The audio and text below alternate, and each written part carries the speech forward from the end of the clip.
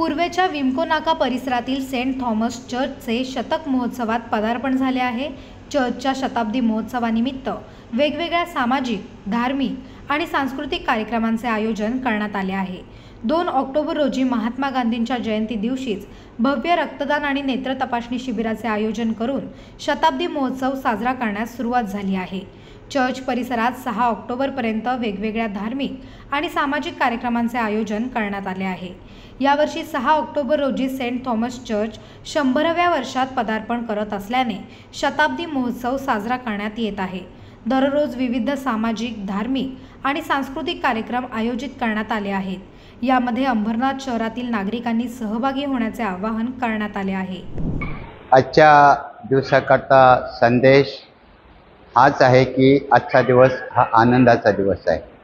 Saint Thomas Church of North India Mumbai विभाग आणि यामध्ये अंबरनाथ या ठिकाणी असलेलं हे 1925 पासूनचं सर्वात पहिलं ख्रिश्चन चर्च म्हणून अंबरनाथमध्ये याची नोंद झालेली आहे आणि 6 ऑक्टोबरला या चर्चला 100 वर्ष पूर्ण होत आहेत आणि त्या संदर्भामध्ये हा आनंदाचा सप्ताह आम्ही या ठिकाणी आयोजित केलेला आहे आणि आजपासून या सप्ताहाच्या पहिल्या दिवसाला प्रारंभ होत आहे।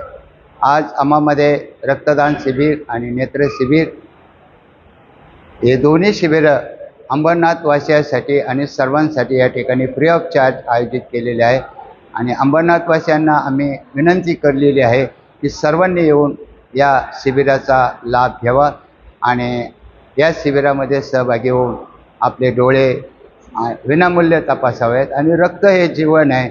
रक्तदान करून इतरांचे प्राण वाचवावे हा जनसेवा ही ईश्वर सेवा उद्देश समोर ठेवून सेंट थॉमस चर्चच्या वतीने आजच्या 100व्या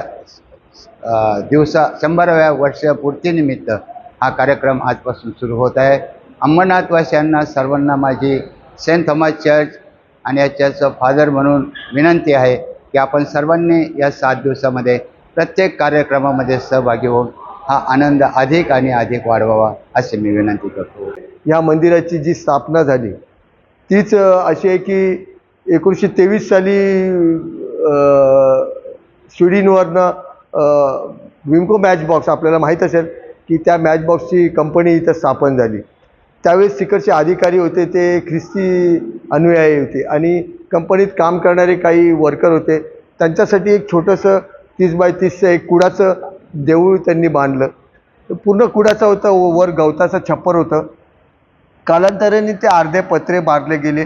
मग 1987 साली त्याचं पूर्ण जीर्णोद्धार करण्यात आला आणि पूर्ण भिंतीचं आज हे मंदिर उभं आहे। आज 100 वर्ष झाले ह्या ख्रिस्ती विश्वासात आम्ही आज उभं केलेलं हे मंदिर आहे आणि आमचा एकच संदेश आहे अंबरनाथवासियांना की प्रीती करा, कारण का ख्रिस्तांनी सांगितले की तुम्ही एकमेकावर प्रीती करा आणि त्या प्रीतीचा संदेश घेऊन आज सेंट थॉमसची पूर्ण मंडळी आणि हा समाज ख्रिस्ती विश्वासाचा समाज आज पुढे जात आहे।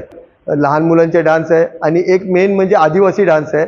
आम्ही आदिवासी समाजाला पण ह्याच्यात एकवटलं आहे। उद्या एक आमचं धार्मिक शिबिर आहे ते आहे आणि 4 तारखेला आम्ही अंबरनाथ, बदलापूर आणि उल्हासनगरमधून बरेच चर्चेस बोलवले आहेत।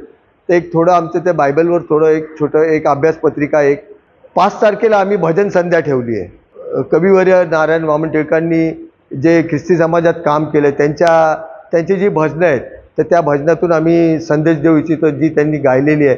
तर त्यासाठी दोन भजनी मंडळी, एक अहमदनगर येथून आणि एक पुण्याहून दोन भजनी मंडळी येत आहेत आणि विशेष करून 6 तारखेला जे मंदिराचा वर्धापन दिन आहे, आपण 99 वर्ष पूर्ण करून 100व्या वर्षात पदार्पण करत असताना सकाळी 7 वाजता आपण महात्मा गांधी विद्यालयाकडून आपलं ते रॅली निघणार आहे ती आपल्या मंदिरापर्यंत असेल आणि त्या रॅलीमध्ये आम्ही विविध लोक, प्रत्येक कुटुंब आमच्या मंदिरातील देवाचं वचन ख्रिस्तांनी जे वचन बोलले आहेत त्याच्याबद्दल त्यांचे ते फ्लॅप घेऊन आम्ही निघणार आहोत आणि शांतीचा संदेश देत आम्ही आमच्या मंदिरात येऊ।